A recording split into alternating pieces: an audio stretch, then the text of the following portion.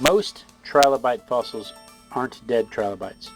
They're abandoned exoskeletons, just shed skin left behind. Trilobites are arthropods, related to sea spiders and crabs, and they dominated the seafloor for a long time. The oldest fossil we found sits in the rock layer we've labeled 530 million years ago, and the last ones show up around 250 million years ago, right around what's called the Great Die-Off. In that stretch of time, over 22,000 species have been identified, and they name more every year. When you walk to a science museum and you keep stopping at fossils going, "Wow, what's that?" the answer is almost always trilobite. Like crabs and lobsters, trilobites molted their exoskeleton to grow, so the vast majority of what you're looking at in the museum cases is shed shell, not a dead animal. Each trilobite left behind a trail of its former selves, which is a big part of why they're so common in the fossil record. What got me about trilobites is the eyes. Most animals have no idea how their eyes work because the soft tissue didn't fossilize. Trilobite eyes were different.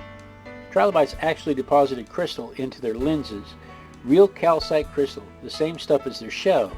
So when they fossilized, the eyes fossilized too. We can see the structure all the way down to the individual cones and rods.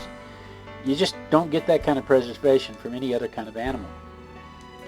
Some species had what are called holocrial eyes, where all the lenses are packed close together under one shared surface.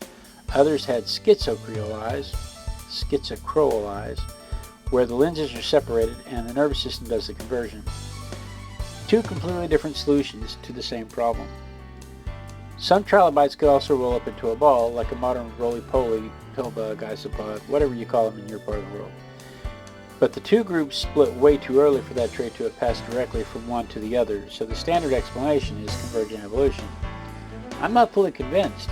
I'm thinking there's a shared ancestor back there that had a similar trait, and both lines managed to capitalize on it later on.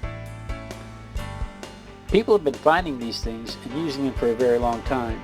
In Paleolithic France, they found them with holes drilled into them, worn as pendants. First century Rome, people were using them in rituals, and the Utes in Utah wore them as protective amulets, sometimes across the chest as a kind of shield. They were just laying around on the ground, commonly found, and people across centuries and continents all independently decided they were worth keeping.